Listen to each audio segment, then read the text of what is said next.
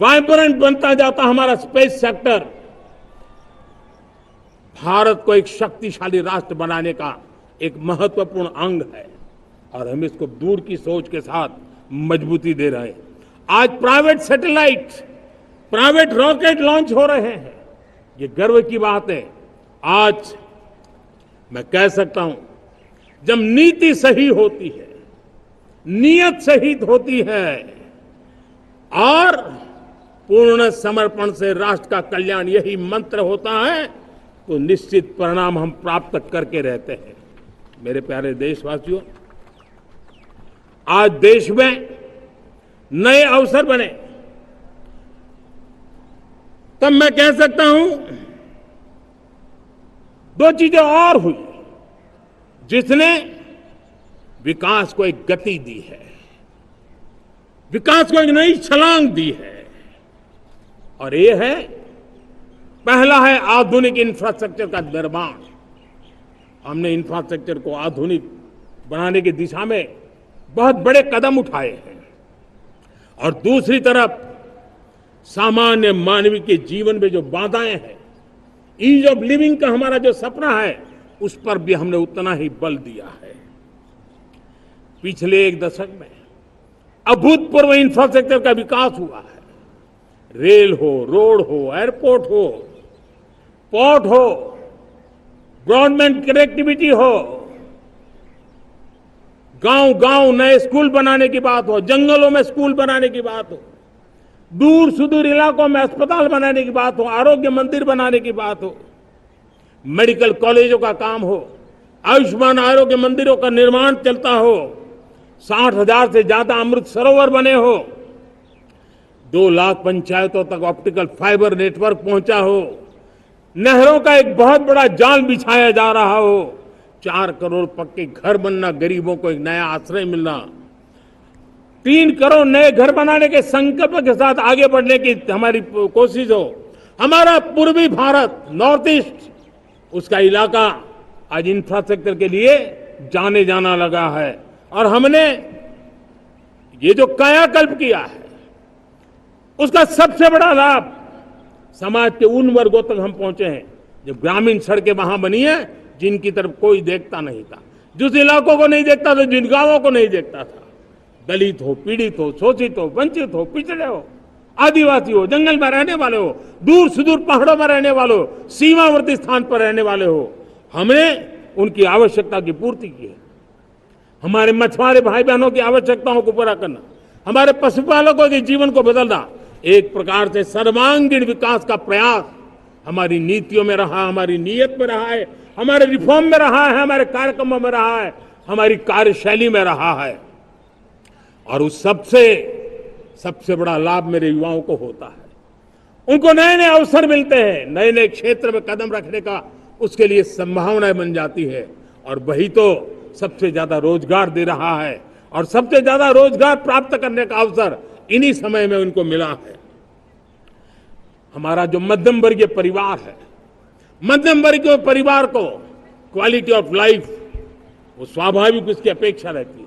वो देश के लिए बहुत देता है, तो देश का भी दायित्व है कि उसकी जो क्वालिटी ऑफ लाइफ में जो उसकी अपेक्षाएं हैं, सरकार की कठिनाइयों से मुक्ति की उसकी जो अपेक्षाएं हैं, उसको पूर्ण करने के लिए हम निरंतर प्रयास करते हैं। और मैंने तो सपना देखा है कि 2047 जब विकसित भारत का सपना होगा, तो उसकी एक इकाई ये भी होगी कि सामान्य मानव के जीवन में सरकार की दखलें कम हो, जहां सरकार की जरूरत हो वहां अभाव न हो, और जहां सरकार की बेकारण प्रभाव भी न हो, इस प्रकार की व्यवस्था पर हम प्रतिबद्ध हैं। मेरे प्यारे देशवासियों, हम छोटी छोटी जरूरतों पर भी ध्यान देते हैं, हम छोटी छोटी आवश्यकताओं पर ध्यान देते हैं और उसको लेकर हम चलते हैं। चाहे हमारे गरीब का घर का चूल्हा जलता रहे, गरीब की मां को कभी आंसू पी करके सोना न पड़े, और इसके लिए मुफ्त इलाज की योजना हमारी चल रही है। बिजली, पानी, गैस अब सैचुरेशन के मूड पर है। और जब हम सैचुरेशन की बात करते हैं, वो 100% होता है। जब सैचुरेशन होता है तो उसको जातिवाद का रंग नहीं लगता है। जब सैचुरेशन होता है तो उसमें पांथिकता का रंग नहीं लगता है। जब सैचुरेशन का मंत्र होता है, तब सच्चे अर्थ में सबका साथ सबका विकास का मंत्र साकार होता है। लोगों के जीवन में सरकार की दखल कम हो, उस दिशा में हमने हजारों कंप्लायंसेस के लिए सरकार सामान्य मानवी पर बोझ डालती थी, उन सारे कंप्लायंसेस को दूर किया।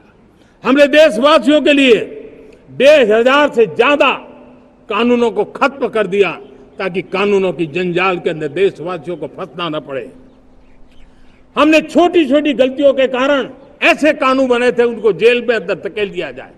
हमने उन छोटे छोटे कारणों से जेल जाने के जो परंपराएं थी उन सारे कानूनों को नष्ट कर दिया और उसको कानूनों को जेल भेजने के प्रावधान को व्यवस्था से बाहर कर दिया है। आज हमने जो आजादी की विरासत के गर्व की बात हम जो करते हैं, सदियों से हमारे पास जो क्रिमिनल लॉ थे, आज हमने उसको नए क्रिमिनल लॉ जिसको हमने न्याय संहिता के रूप में और जिसके मूल में दंड नहीं पर नागरिक को न्याय, इस भाव को हमने प्रबल बनाया है। ईज ऑफ लिविंग बनाने के लिए देशव्यापी मिशन में काम करे। हर लेवल पर मैं सरकार के प्रतिनिधियों का आह्वान करता हूं। मैं जनप्रतिनिधि, वो किसी भी दल के क्यों न हो, किसी भी राज्य के क्यों न हो, सबसे आग्रह करता हूं कि हम एक मिशन मोड में ईज ऑफ लिविंग के लिए कदम उठाने चाहिए। मैं हमारे युवाओं को, प्रोफेशनल्स को, सबको मैं कहना चाहता हूं, आप अपने स्थान पर जहां पर आपको छोटी छोटी दिक्कतें होती है, आप उसके सॉल्यूशन को लेकर के सरकार को चिट्ठी लिखते रहिए।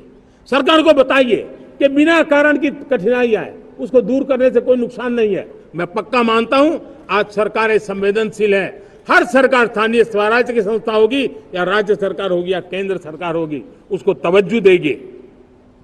गवर्नेंस में रिफॉर्म्स, ये हमें विकसित भारत एट 2047 के सपने के लिए हमने उसको जोर लगा करके आगे बढ़ाना होगा ताकि सामान्य मानवी के जीवन में अवकाश ही अवकाश पैदा हो, रुकावटें खत्म होती चली जाए। नागरिकों का डिग्निटी ऑफ सिटीजन, नागरिकों के जीवन में सम्मान मिले।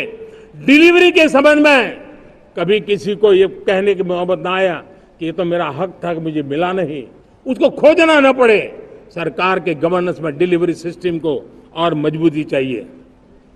आप देखिए, देश में जब हम रिफॉर्म की बात करते हैं, आज देश में करीब 3 लाख संस्थाएं काम कर रही है, चाहे पंचायत हो, नगर पंचायत हो, नगर पालिका हो, महानगर पालिका हो, यूटी हो, स्टेट हो, डिस्ट्रिक्ट हो, केंद्र, छोटी मोटी 3 लाख करीब इकाइयां हैं। अगर ये हमारे 3 लाख इकाइयों को मैं आज आह्वान करता हूं कि अगर आप साल में अपने स्तर पर जिन चीजों की जरूरत है सामान्य मानवी के लिए 2 रिफॉर्म करें। ज्यादा नहीं कह रहा हूं मेरे साथियों, एक पंचायत हो, एक राज्य सरकार हो, कोई विभाग हो, सिर्फ 1 साल में 2 रिफॉर्म और उसको जमीन पर उतारें। आप देखिए, हम देखते ही देखते 1 साल में करीब 25-30 लाख रिफॉर्म कर सकते हैं। जब 25-30 लाख रिफॉर्म हो जाए तब सामान्य मानवी का विश्वास कितना बढ़ जाएगा, उसकी शक्ति राष्ट्र को नई ऊंचाई पर ले जाने में कितनी काम आएगी। और इसलिए हम अपने स्तर पर होती है चलती से मुक्ति पाकर के बदलावों के लिए आगे आए, हिम्मत के साथ आगे आए। और सामान्य मानवी की जरूरत, छोटी छोटी जरूरत होती है, पंचायत लेवल पर भी वो मुसीबतें झेल रहा है, उन मुसीबतों से हम मुक्ति दिलाएं तो मुझे पक्का विश्वास है कि हम सपनों को पार कर सकते हैं। मेरे प्यारे देशवासियों, आज देश आकांक्षाओं से भरा हुआ है। हमारे देश का नौजवान नई सिद्धियों को चूमना चाहता है, नए नए शिखरों पर वो कदम रखना चाहता है। और इसलिए हमारी कोशिश है हर सेक्टर में कार्य को हम गति दें, तेज गति दें और उसके द्वारा पहले हम हर सेक्टर में नए अवसर पैदा करें। दूसरा, ये बदलती हुई व्यवस्थाओं के लिए जो सपोर्टिव इंफ्रास्ट्रक्चर चाहिए उन इंफ्रास्ट्रक्चर पर हम बदलाव के मजबूती देने की दिशा में काम करें।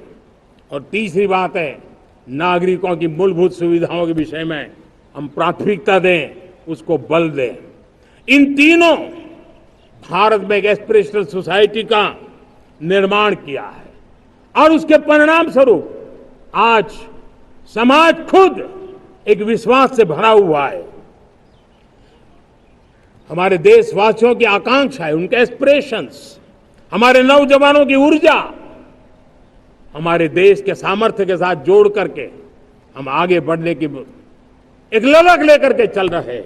मुझे विश्वास है रोजगार और स्वरोजगार नए रिकॉर्ड के अवसर पर हम काम किया है।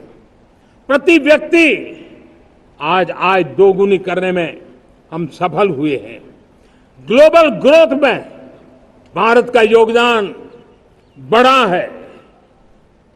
भारत का एक्सपोर्ट लगातार बढ़ रहा है। विदेशी मुद्रा भंडार लगातार बढ़ा हुआ है, पहले से 2 गुना पहुंचा है।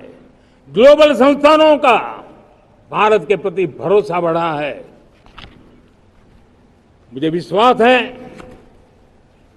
भारत की दिशा सही है, भारत की गति तेज है और भारत के सपनों में सामर्थ्य है। लेकिन इन सबके साथ संवेदनशीलता का हमारा मार्ग हमारे लिए ऊर्जा में एक नई चेतना भरता है। मम भाव हमारे कार्य की शैली है। समभाव भी चाहिए, मम भाव भी चाहिए, उसको लेकर के हम चल रहे हैं। साथियों, मैं जब कोरोना काल को याद करता हूं, कोरोना की वैश्विक महामारी के बीच सबसे तेजी से इकोनॉमी को बेहतर बनाने वाला कोई देश है तो वो देश भारत है। तब लगता है कि हमारी दिशा सही है।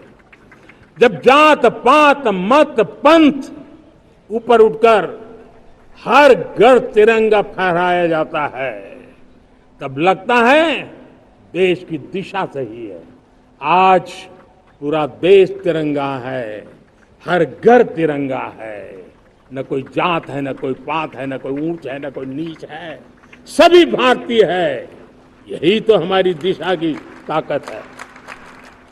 जब हम 25 करोड़ लोगों को गरीबी से बाहर निकालते हैं, तब हमारा विश्वास पक्का हो जाता है कि हमने गति को बराबर मेंटेन किया है और सपनों को साकार करना दूर नहीं है।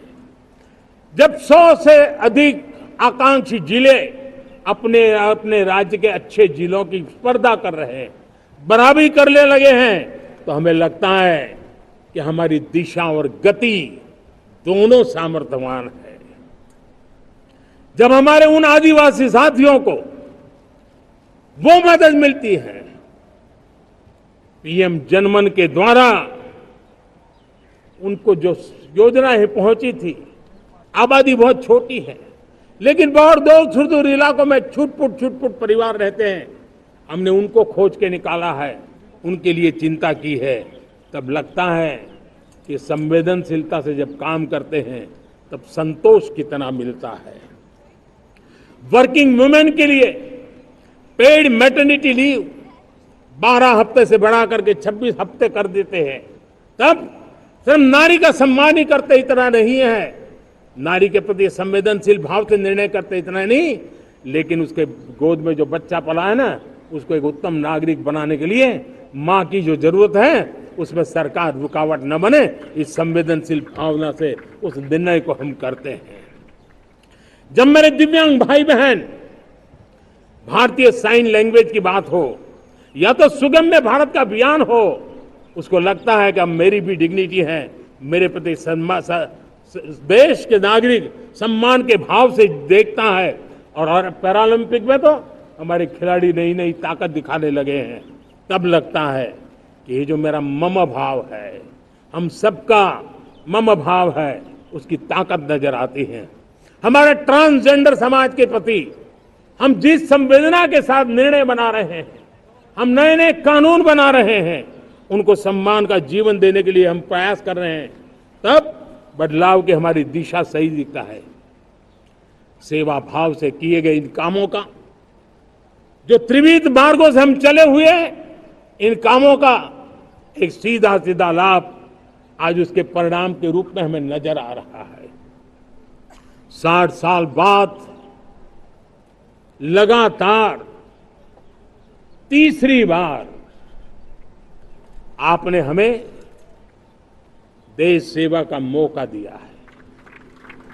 मेरे 140 करोड़ देशवासी, आपने जो आशीर्वाद दिए हैं, उस आशीर्वाद में मेरे लिए एक ही संदेश है, जन जन की सेवा, हर परिवार की सेवा, हर क्षेत्र की सेवा और सेवा भाव से समाज की शक्ति को साथ लेकर के विकास की नई ऊंचाइयों पर पहुंचना, 2047 विकसित भारत के सपने को लेकर के चलना, उसी एक संदेश को लेकर मैं आज लाल किले की प्राचीर से हमें